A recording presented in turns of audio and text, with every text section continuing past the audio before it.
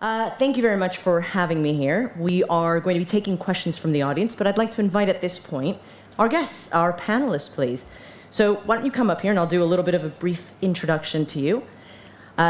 We have got for our panel today two guests. So I think we had more, but they've disappeared. If they're anywhere out there, anybody want to join up here with us? You can if you want to. No, I'm just kidding. Stay there.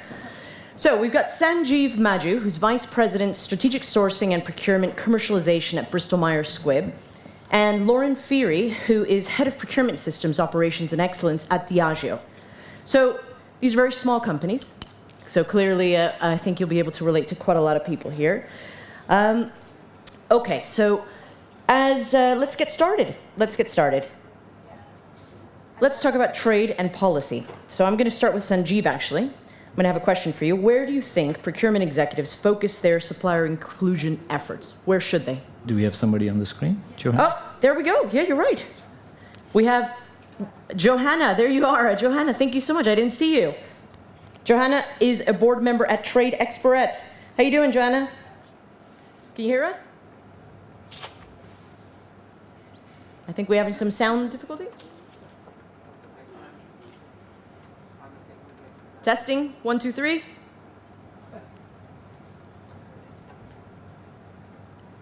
That's probably why I didn't hear her. In the meantime, while we get Johannes to come back on board, why don't we start then? I'll go with you, Sanjeev, if that's all right. Absolutely. So let's start that again. That question goes to you again. Where should procurement executives focus their supplier inclusion projects?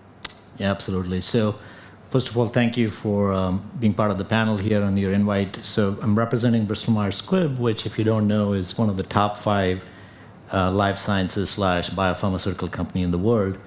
And at BMS, back in 2020, we announced a significant goal to spend $1 billion of our third-party spend with minority-owned businesses and quote-unquote diverse suppliers by 2025. And I would say, sitting here today, we are well on our target. If not, we're going to exceed our target. So it starts at the top, right? So make sure you have a bold ambition as far as what you're going to do with regard to inclusion and diversity, and it's tied to the business strategy. It's also tied to the broader inclusion and diversity commitments that we have at Bristol-Myers Squibb. As an example, we also have commitments around healthcare disparities, what we call health equity. For example, the representation of minorities in clinical trials. So we have a huge focus on that. We have also focused on representation within our employee population as another example. So regardless, the supplier diversity strategy has to tie with the overall business strategy as far as inclusion and diversity and the kind of culture and the impact you want to make for the communities that you work in, the customers you serve, in our case, the patients. So number one, it starts from the top. Second, I would say, is within the company, we had to make a lot of effort to understand our data, right? What our baseline is. Make sure it's clear. Make sure it can withstand the scrutiny when you make an external commitment. Because we made this commitment to the street, right? To our investors. So aligning on the data, make sure we understand the robust baseline. What is included, what is not excluded, what is not included, what is a minority-owned diverse supplier, how is that certified in a given geography, in a given jurisdiction, is really important.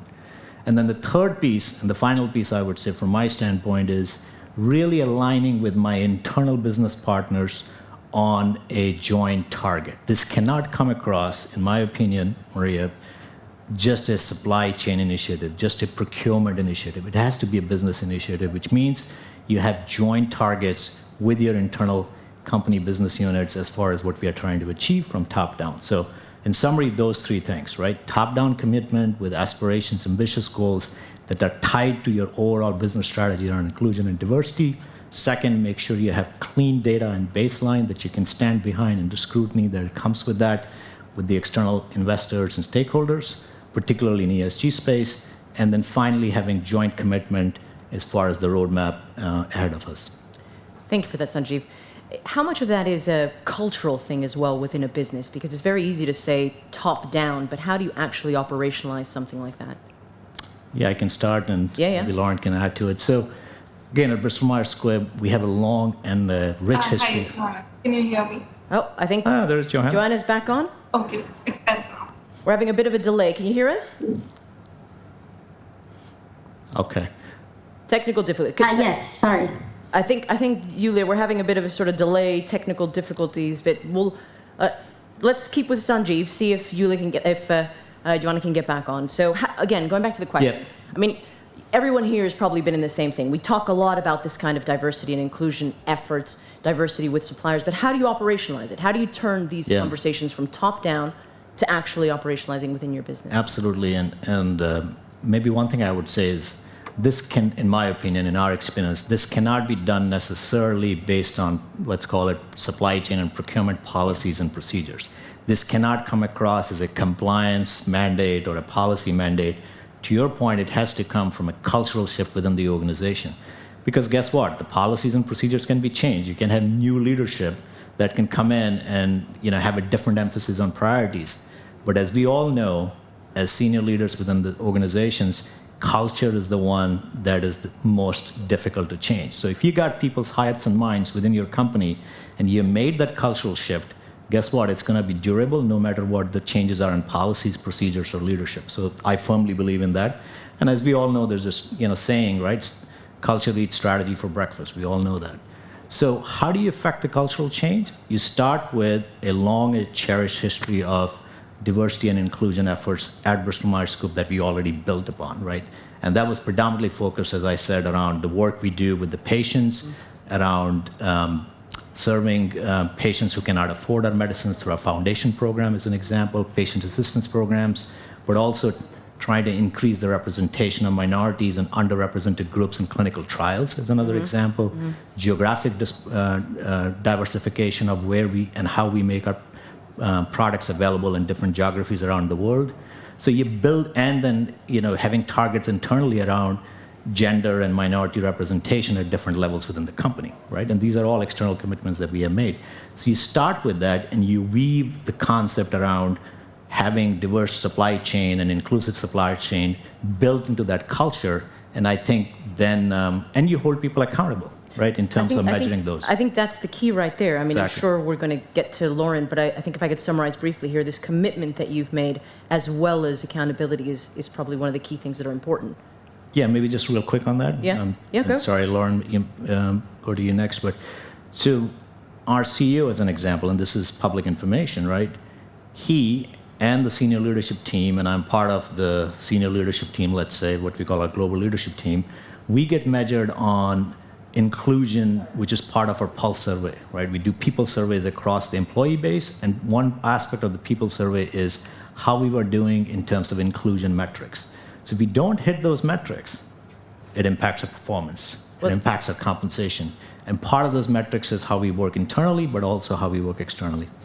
I mean, I'm going to do something a bit different here, maybe a show of hands. Is anybody else here working at a company where remuneration is very much tied to diversity and inclusion for senior executives? Exactly. So I think that's perhaps one of the things that we could look to do to change how to make this an actual initiative within organizations, how to operationalize. Lauren, if you want to add to any of the things that we just talked about, but I know I've got a question for you, which is essentially, what should a company's inclusive procurement policies look like? I think Maria and I bonded before we walked into the room because I'm a woman that loves strategy into action and getting results. So nothing makes me more frustrated than having multiple policy documents that never actually come from anything, or even internal targets that don't actually bring to fruition or reality with results. I think lots of parallels with Sanjeev's story. So for us, I'm from Diageo. We're a leading alco beverage premium brand producer of alcohol throughout the world. We sell to 180 countries around the world. Hundreds of manufacturing sites around the world. So delighted to be here today. For us, the journey with supplier diversity started very much in North America, like many big multinationals. There's a legislative context that helps in that market as well. In 2021, we made the decision to take the program global. And for us, it meant not just talking about a policy, but very much similar to Sanjeev, linking it to group strategy. So our group strategy, we've launched a Spirit of Progress 2030 ambition around all pillars of sustainability and ESG. Inclusion and diversity is a key pillar of that. So one of the things when we wanted to go global and move out of North America, we actually partnered very closely with HR. Lots of parallels between creating a very compelling employee value proposition on inclusive and diverse cultures, inclusive and diverse cultures throughout the world in HR practices. So we partnered very closely.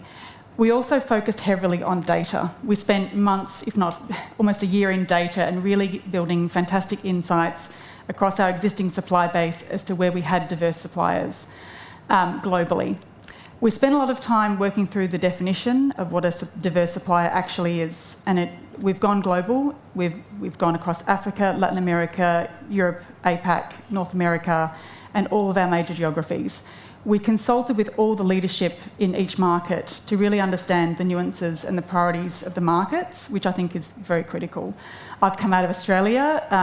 Indigenous business is a very big priority for the Australian market, as with Canada, whereas in North America you have a focus on veterans. So the definition for us that we came up with is consistent globally, which is we very much define a diverse business as one that's 51% owned by a minority, either group or an individual. So we're very specific about that, but we've been flexible based on market and country as to the attributes of that.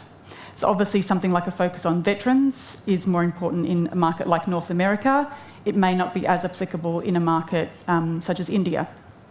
So being flexible, being clear, and aligning that with the leadership of the market. So our market MDs are very much aligned to the definition. We also spent, as part of the data, we've committed externally just this year. We launched our global program in 2021, but this year we committed to spend 10% of our spend with suppliers, diverse suppliers, by 2025, and 15% of our supplier spend by 2030. To ask your question on how you bring policy to life, we've very much made those metrics year on year. So I know at any given point, in any given month, exactly what our spend is with diverse suppliers, and we've focused a lot on data and integrity, as you have with assurance processes.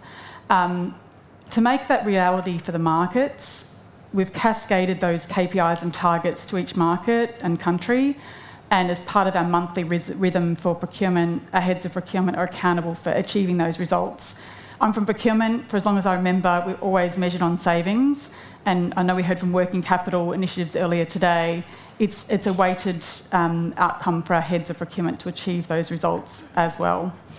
In terms of embedding it, one thing people don't talk a lot about is actually the everyday buyer. We have 6,000 people in our company that buy goods and services every day. The technologies out there now today can better surface diverse suppliers. Imagine going into Amazon and allowing people to make conscious choices as to everything from ESG or carbon contribution, and also whether that's a diverse business. So are they choosing these buyers, are they choosing people we are, based on We are that now kind of criteria? surfacing amongst our supply base for the buyer that goes into the system every day to buy goods and services. They can see our diverse suppliers and make conscious choices.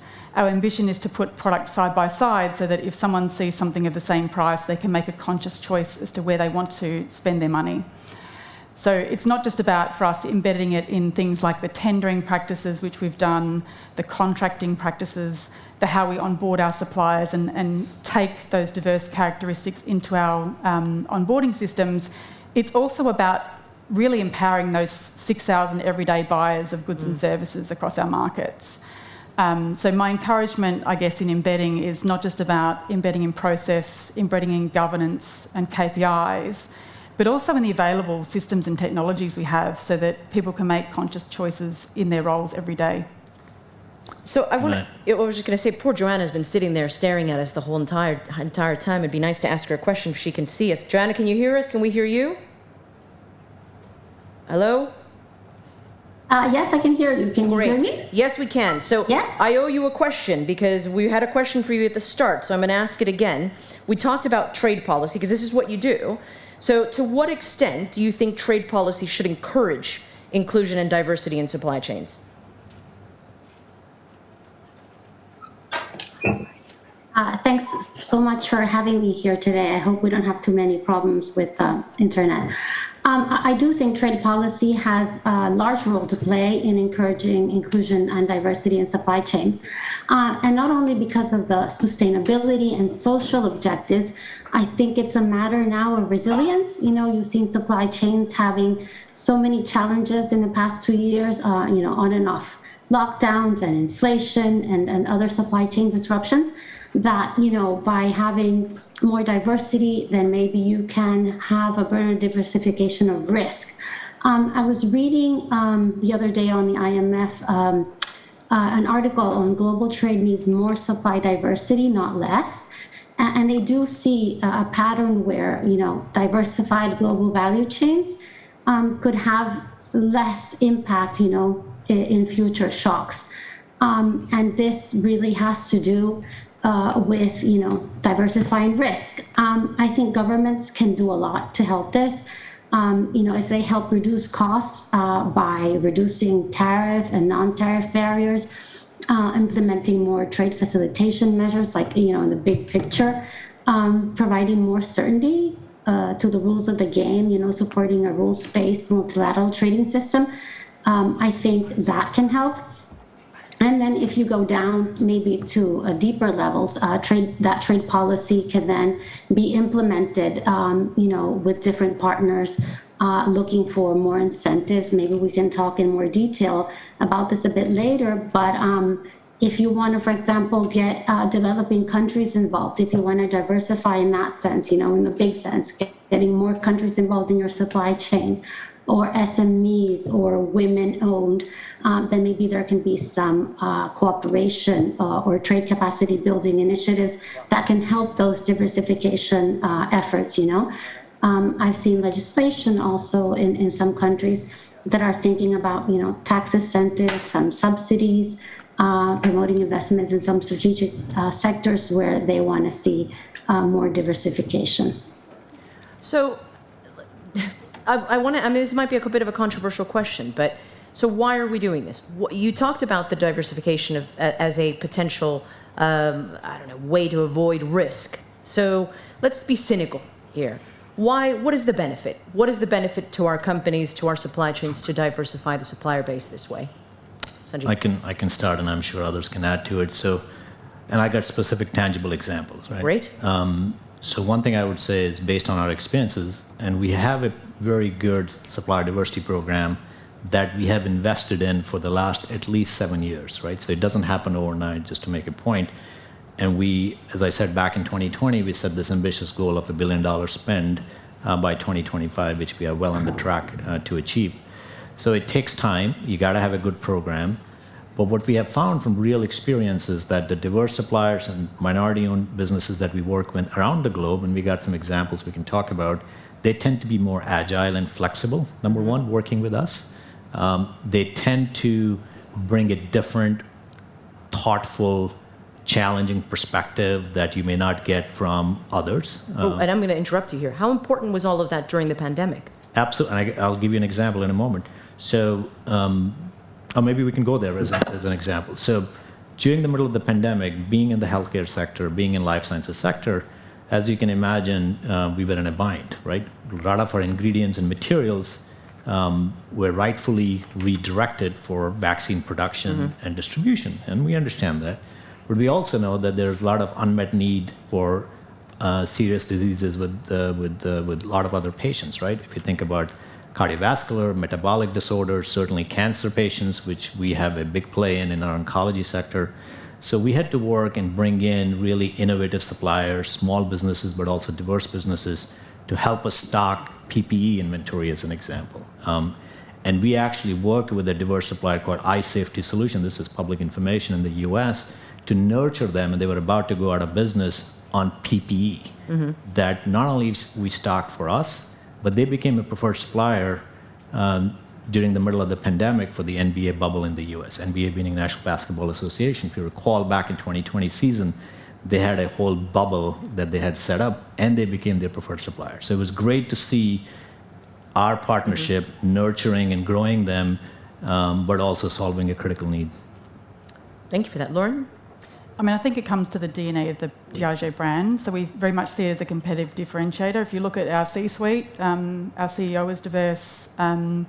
The procurement department, which I'm from, our CPO is female, but 60% of the leadership in procurement is actually female. And the best benchmarking I can see externally, that consistently is about 20% for other companies. So I think that's a pretty big game changer. It's very much about the DNA of the company. Because of the nature of the businesses we operate throughout the world, we sell into our products to 180 countries. We very much see it as something that have a competitive advantage, to be seen as a consumer-led company, we have to be diverse and inclusive. That's just the reality of having that competitive advantage, and it makes absolute business sense. We're also performing very well, which is fantastic. So I think it makes absolute business sense, and our consumers demand it. Also, talent attraction. I think you spoke briefly about that.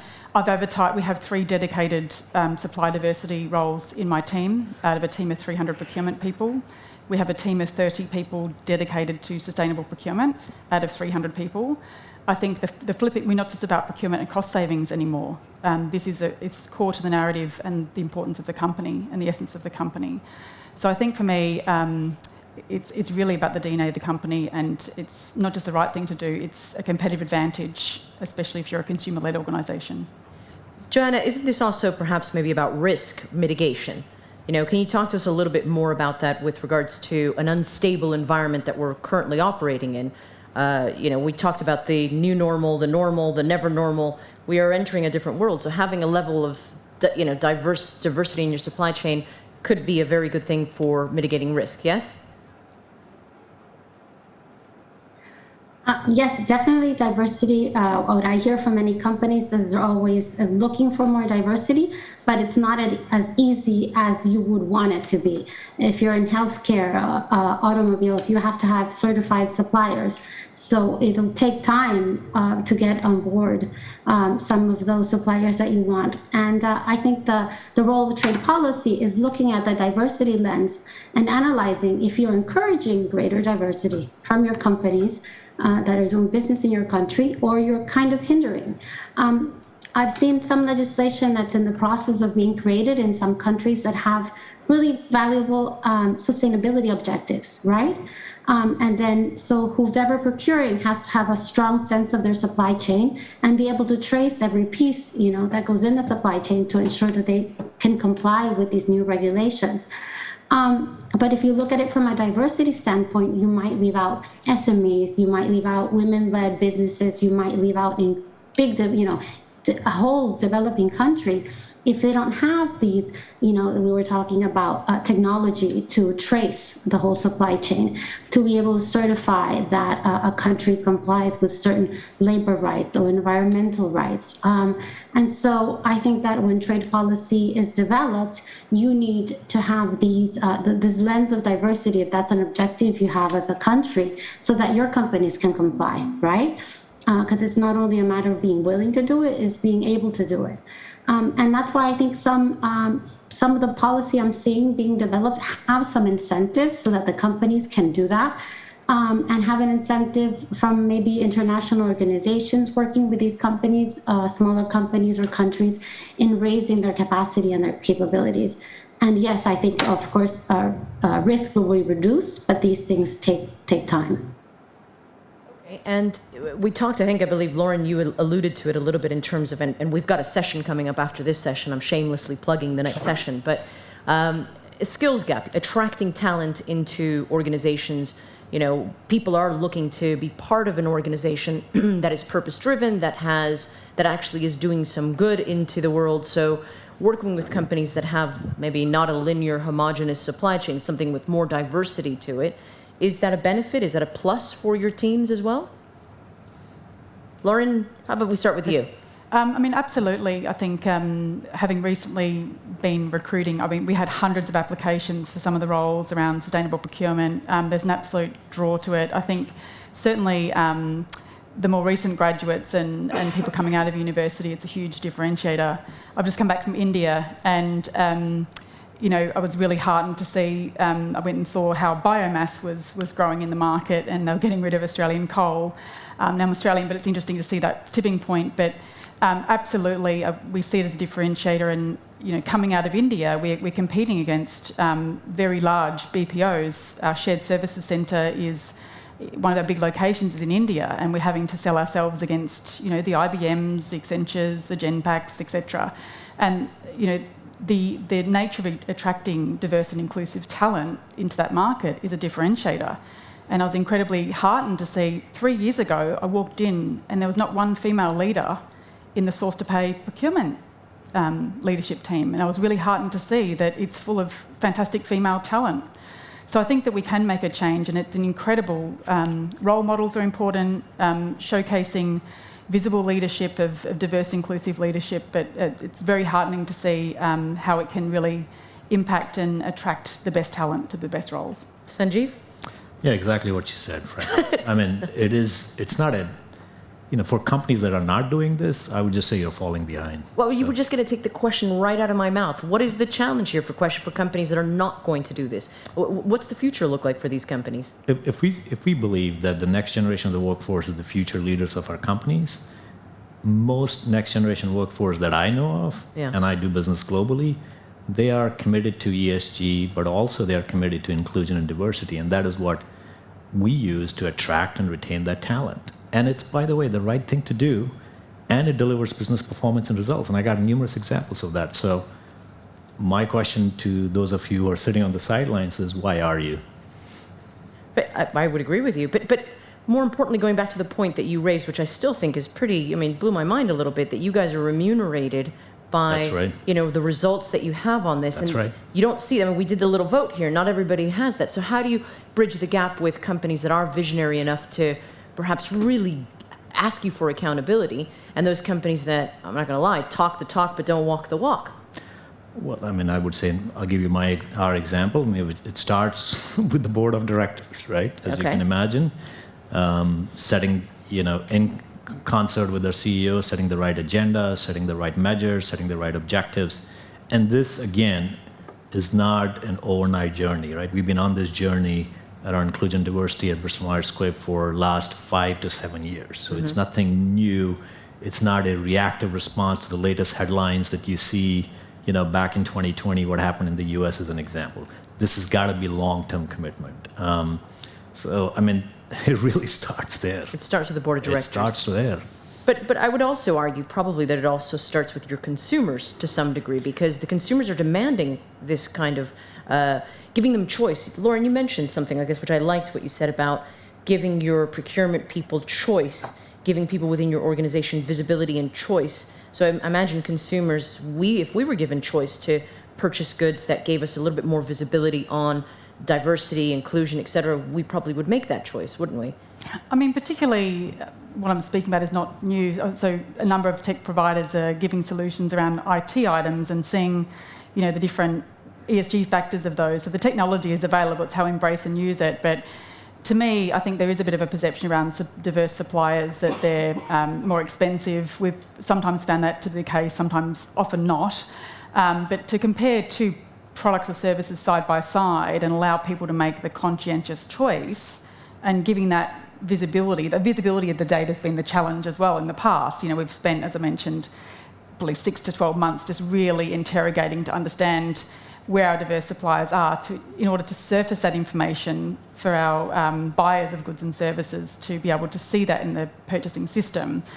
But I think giving consumers the choice, I'm hoping that we'll see more of that in our own consumer worlds, because I think people do want to make the choice and they want to see it on product labelling. I think that's the other trend we're going to see more and more of the other types of diverse supply ownership, but other types of factors seeing on product labelling so people can make a conscious choice at the point of buying a product. Anybody here in finance at all?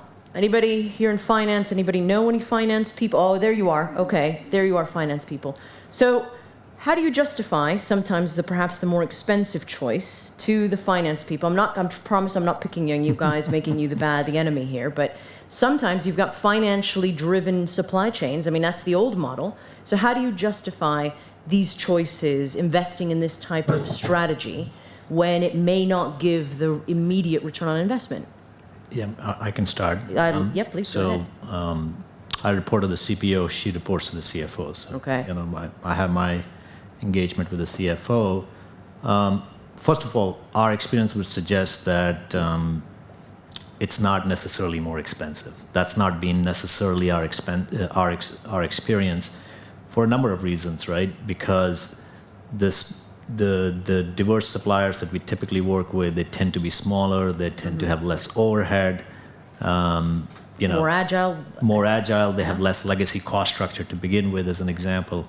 But there may be some cases where we may co-invest in some new capability that we need, and there is sometimes some investment, but the ROI on that is very, very clear. So I think I don't necessarily buy this notion that I'm sacrificing cost for diversity. When you look at the total value proposition with let's say experienced sourcing and procurement professional, we look at the total value proposition. It really easily makes the cut in terms of service, agility, flexibility, putting the best team forward, bringing a different perspective that is innovative vis-a-vis my existing supply base. There's a clear value proposition. So I never see any pushback from my finance colleagues or CFO. In fact, quite the contrary, they're very, very supportive. Lauren, what about you? I think the secret is with many of these organisations that tend to often be smaller businesses not to waste time. So I think sometimes when we mandate tenders and we include them in every single tender, pre-qualifying and making sure they've at least got a chance of winning, because let's face it, pre-sales and bidding is actually an expensive exercise. So I think, certainly what I've observed is in large corporates, we've focused a lot of time and effort on trying to make even things like supplier onboarding easier, being more agile and nimble around contracting practices. So we're not wasting time. They don't have their big bid teams or sales teams that many of the other large multinationals or corporates they're competing with may.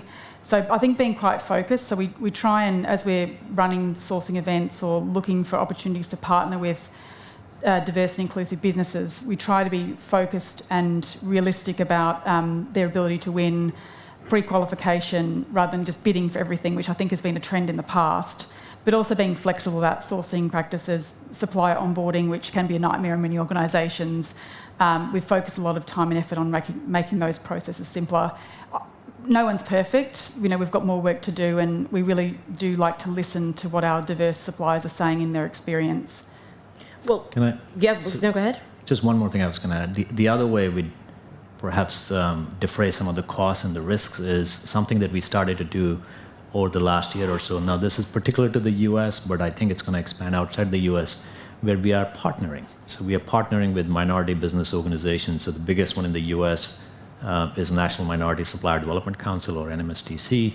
I actually presented to their board in May, and we have a C-suite advisory committee that I run for my CPO with 25 other CPOs across industries.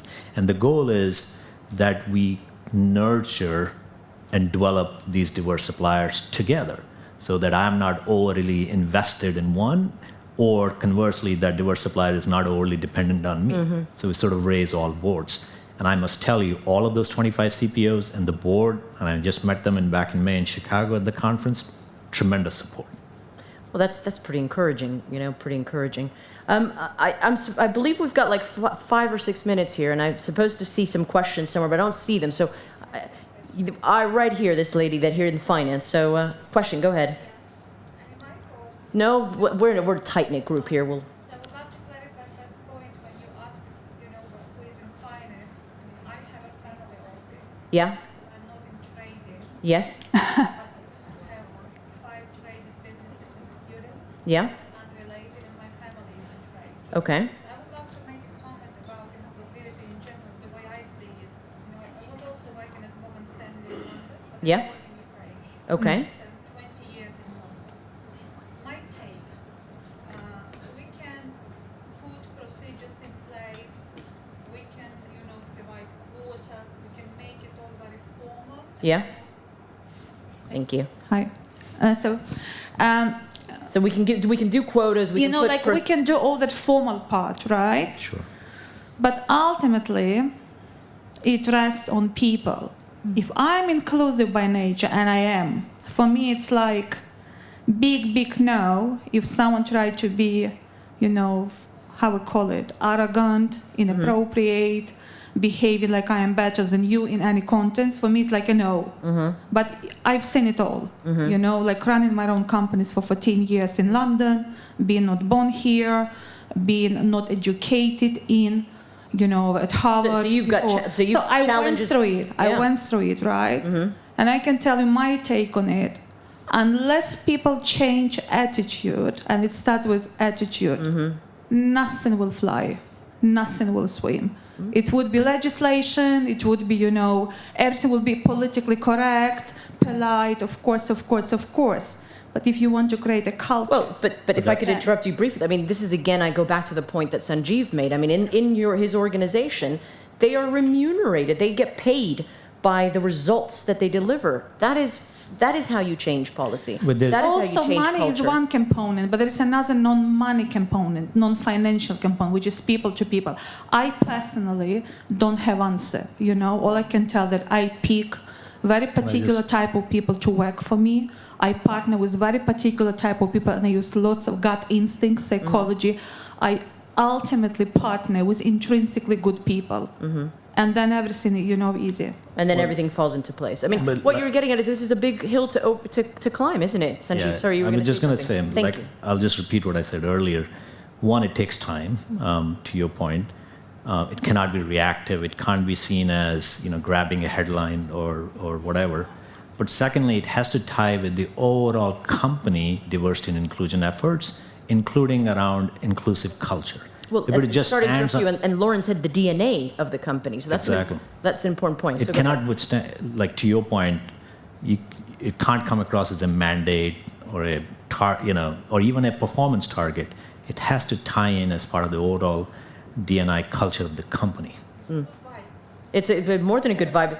It's a cultural thing that has to be embedded across the business from the top down, which is going back to the point that we made at the start of all of this. Johanna, I know you've been sort of sitting there silently watching us.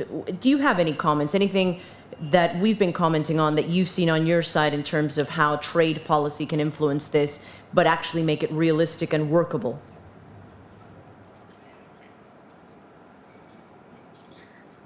Yeah, I think definitely we can support firms that have this belief and in their DNA that they want to have more diversity of supply chains. And an example, the global trade and gender arrangement. They have a whole article or section on areas of cooperation where government to government they can cooperate and develop programs on how to enhance the competitiveness of women-owned enterprises, to allow them to participate and compete in local, regional, or global value chains even, or promote the use of diverse suppliers, including women-owned businesses. So I think it's a matter of the culture being embedded at the different levels, right? Starting at the firm level, but also going up to the government level, or to international institutions that can support the work that they are doing, either by working with the supplier directly or by working with the company, depending on, the program or the project that they want to undertake. There's something else, which is, we talked a little bit about, you mentioned, I think, Lauren, which is helping the supplier base get equal chances and making things easier for them as well. So in the last minute and 36 seconds we've got going, there's a big clock here just in case you don't know that. In the last minute and 32 seconds we've got, what do you think is the biggest support you can give to the diverse supplier to help them get a leg up and get an equal opportunity within your organizations? I think that's a really good question, but it would be remiss of me not to say the elephant in the room, which is, and I'm sure, ethnically diverse, LGBT, other types of diverse businesses suffer the same thing, but the reality is a lot of women struggle to get finance, and I know that it's heartening to hear women-owned businesses are getting more support through the banks and the major financial institutions of the world, but that's a major blocker. I heard a terrible stat coming in today, which is 30% of the businesses in the world are owned by women, but they access 1% of government and corporate spend, which is quite appalling. So I think I don't want to leave on a downer. Please don't think I'm a very optimistic person, but you ruined the whole thing. I think we now, have to Laurie. make a difference. We have to. This is a burning platform for us, but we have to sort of talk about those elephants in the room. But the fact that you're talking about it, the fact that you're mentioning it as an organisation that you know that exists, clearly is something that you're doing. So how do we make it easier? So I think, to me, finding simple ways to make it easier to do business with big business or government is critical. I think governments do help. I think you've spoken about trade policy, but a number of governments have, when they're tendering, they put in certain criteria, and all those things do help because it encourages those government clients to then cascade that back. So making it much easier to do everyday business, to be frank, whether it's contracting, whether it's onboarding suppliers, whether it's risk screening, all the different types of parameters. But also, you spoke about peer networking. We get a lot through networking among big corporates. I think, to me, also helping those businesses get other clients. So you touched on it with the peer networks. We run an annual supplier awards program. So collaborating with supplier people and diversity lending is a one of helping those. hand. We do awards in every market. It's an opportunity to collaborate and also to share the brand and the equity we have with the businesses you're trying to grow. So I think there's many ways we can help both grow the small business but also make life easier in doing business every day. I would say we're not there yet. It is a challenge. It's a continual challenge. But I think the other thing I've seen probably in the last 10 years around supply diversity is the emergence of much more NGOs and organisations that help large corporates, whether it's We Connect International, et cetera, that actually help you find diverse suppliers, help you qualify them. We're also seeing, we've heard a lot about data aggregators today, Enteros and others. Those organisations actually helping large corporates to filter and find diverse suppliers, but also the critical thing is to keep them validated. So the last thing you want to have in your supply chain is to have a diverse supplier identified, only to find out 12, 18 months later that they're actually not diverse, or to have adverse media or brand damage. That's where data also helps. I'm sorry, Lauren, I'm going to have to cut you off because we're down to the last second. I want to thank you both. I want to thank the three of you for being here, both of you in person, and Johanna, with your technical difficulties. We got there in the end, so thank you very much. Thank you to the audience, and thank you very much. Thank you for this panel.